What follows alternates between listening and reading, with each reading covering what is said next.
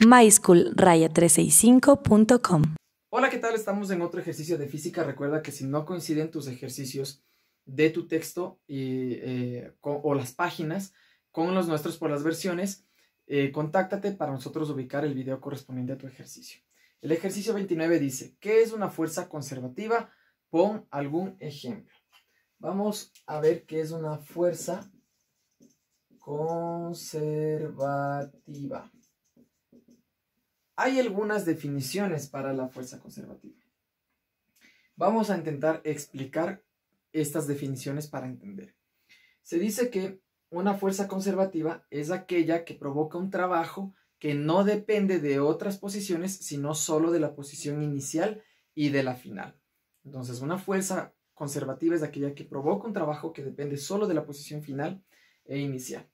Por ejemplo, vamos a poner un bloque. ¿De acuerdo? Un bloque, que se me ocurre lo más sencillo. Digamos que este bloque tiene un peso. Voy a ponerle un peso directamente ya multiplicada la masa por la gravedad de 10 newtons. ¿De acuerdo? 10 newtons. Ahora, supongamos que este bloque baja o desciende.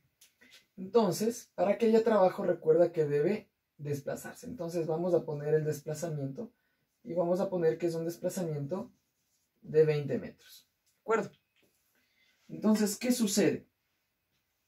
Si este bloque baja, entonces va a quedarse, ¿no es cierto?, a la parte de acá, ¿sí? A la parte de aquí. Y el peso va a seguir siendo el mismo. El peso va a tener 10 newtons, ¿de acuerdo? En la física newtoniana, vamos a considerar que la gravedad permanece constante, ¿no es cierto?, y el peso va a ser el mismo. Entonces va a descender 20 metros. Como tú ves, la fuerza del peso y el desplazamiento son paralelos. Por lo tanto, ¿cuál es el trabajo que se ha efectuado aquí?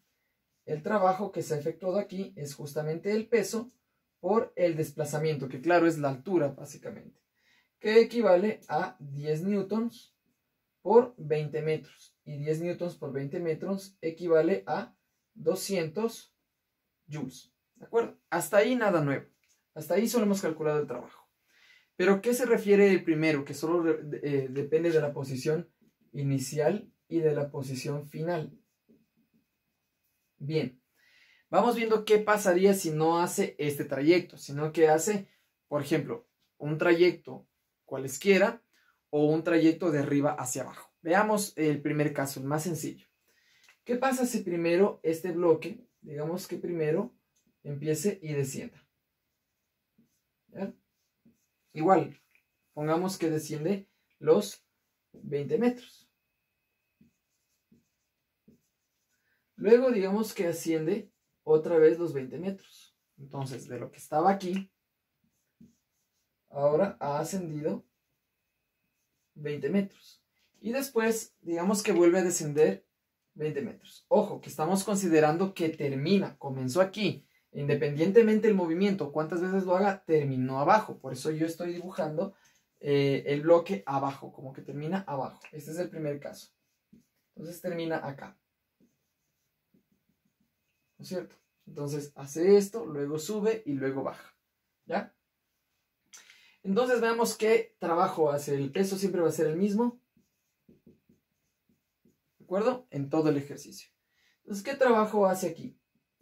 El trabajo que hace el descender, como el peso y el desplazamiento son paralelos y en el mismo sentido, sería positivo 10 newtons por 20 metros. El trabajo 1 será de 200 joules. Hasta aquí igual. Pero ¿qué pasa si vuelve a subir? Solo voy a prolongar el movimiento. Si vuelve a subir a su sitio de regreso, voy a poner un trabajo 2.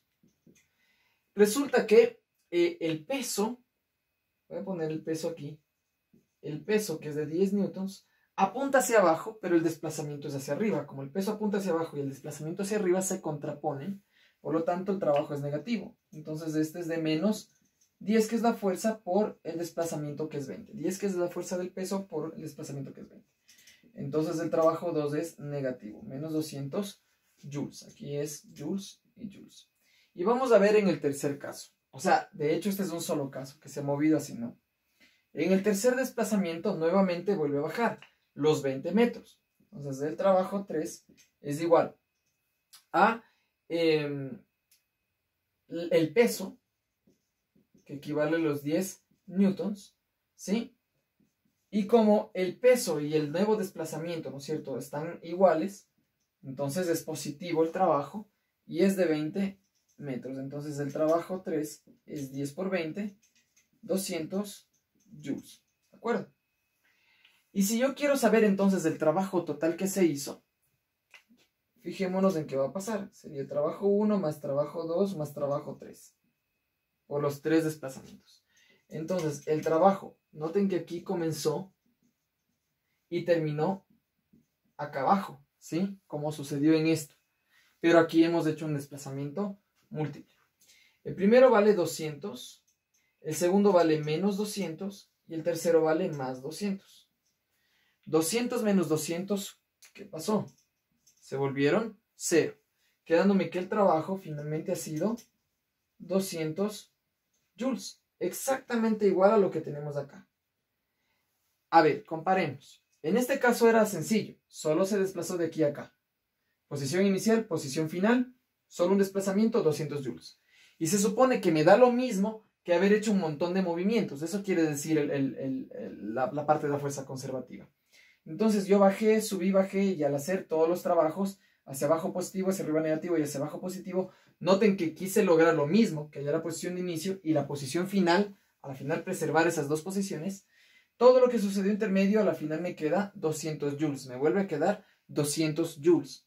Es más, si yo desplazo este cuerpo, no solo así, sino que empiezo a desplazarlo así y luego termino abajo, comienzo arriba y termino abajo, si tú haces los cálculos respectivos intermedios, tú vas a ver que a la final el trabajo resultante va a ser 200 joules. La otra forma de ver la fuerza conservativa es que en un circuito cerrado, se podría decir en un circuito de desplazamiento cerrado, el trabajo va a ser 0. Y eso podemos ver justamente en el mismo ejercicio que vimos. O sea que si yo tengo, por ejemplo, que un bloque se desplaza así, comienza aquí y termina aquí mismo, ¿sí? El trabajo que yo calcule tendría que ser 0. Si es que la fuerza que estoy calculando por todo el desplazamiento que hace hasta el sitio que llega hace que el trabajo sea 0, entonces en efecto esa fuerza es conservativa. Ese es el segundo principio. Y eso podemos ver en el bloque. Esta en cambio tiene que ver con el regreso. Digamos que el bloque baja, pero al volver a regresar a su posición de inicio, ¿cierto?, el trabajo tiene que ser 0. Ya no voy a volverle a bajar como en el caso anterior. Lo dejo arriba, porque eso es lo que dice el segundo concepto, que al regresar a su posición de inicio el trabajo es 0. Entonces recuerda que hacia abajo nos dio 200 joules en el ejercicio anterior, en el caso anterior, y hacia arriba me dio menos 200 joules. ¿Y qué pasa? 200 menos 200 me dio 0 automáticamente. ¿Sí? También se dice que la fuerza conservativa propicia a la energía conservativa. Ese es otro concepto que se tiene de la fuerza conservativa. Bueno, con estos ejemplos, aunque es un poco complicado tal vez entender esta parte, he intentado explicar a qué se refiere la fuerza conservativa, aquella que provoca que un trabajo de principio a fin sea el mismo independientemente de la trayectoria, o que en una trayectoria cerrada el trabajo sea equivalente a 0, es decir, que sea un trabajo nulo. ¿De acuerdo? Eso es lo que tiene que ver con fuerza conservativa. El ejemplo es el mismo que tú acabaste de ver y espero que este video te sirva o puedas sacar de provecho el contenido de este video. Nos vemos contigo en el siguiente video.